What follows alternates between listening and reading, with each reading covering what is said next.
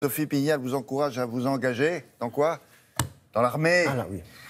Tu sais, il y a des trucs que vous n'avez pas fait. J'ai pas fait, j'ai fait les 3 jours en une journée. Moi. Et ben voilà, hein. Voilà les jeunes. Alors terre, air, mer ou alors la gendarmerie. L'armée française recrute dans de nombreux métiers et à tous les niveaux. Vous allez voir ça, tous les niveaux de formation. Gros plan sur ces offres-là. En 2016, la Défense a intégré 26 000 jeunes pour des postes militaires, mais aussi civils. Le ministère de la Défense est un des principaux recruteurs de l'État et son principal atout est de permettre à un jeune, quel que soit son niveau de formation, d'obtenir un premier contrat et de faire carrière par le biais de la formation continue et de la promotion interne. Regardons la carte. C'est du soleil pratiquement partout. Les centres de recrutement du ministère de la Défense couvrent l'ensemble du territoire et accueillent ceux qui ont la vocation de servir comme soldats. Parmi les armées qui recrutent, la Marine nationale créée en 1626 par Richelieu, Premier ministre de Louis XIII, puis de Colbert. L'armée de l'air, beaucoup plus récente puisqu'elle a été officialisée en 1934.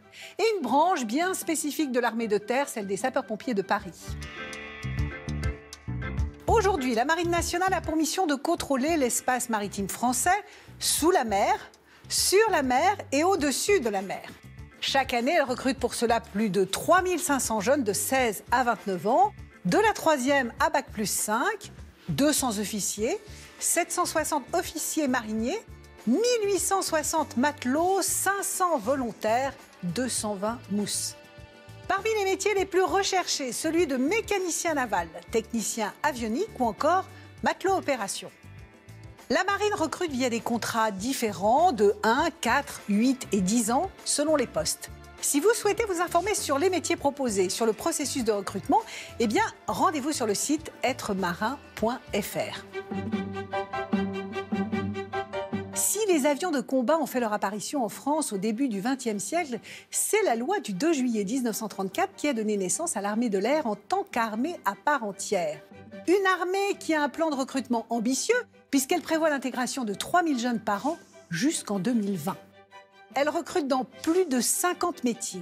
Elle engage des jeunes avec ou sans expérience professionnelle et assure la formation militaire ainsi qu'une formation professionnelle rémunérée.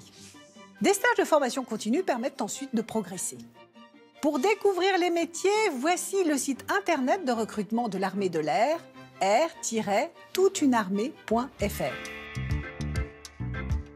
Plus proche de notre quotidien, la brigade des sapeurs-pompiers de Paris.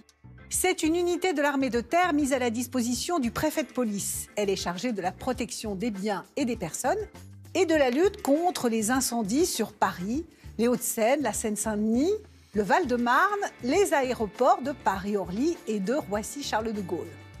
Elle est en pleine période de recrutement et souhaite intégrer 800 nouveaux sapeurs-pompiers. Alors, nul besoin de passer un concours pour intégrer la brigade des sapeurs-pompiers de Paris. Tout le monde peut tenter sa chance à condition d'avoir une bonne condition physique et de se préparer pour réussir l'ensemble des épreuves de sélection. Il est toutefois demandé d'être de nationalité française. Les contrats proposés vont de 1 an à 10 ans et sont renouvelables. Vous souhaitez postuler à l'une de ces offres? Eh bien, rendez-vous sur le site de Télématin. Notre partenaire Météo Job vous indiquera la marche à suivre. Très belle journée à vous. Merci Sophie.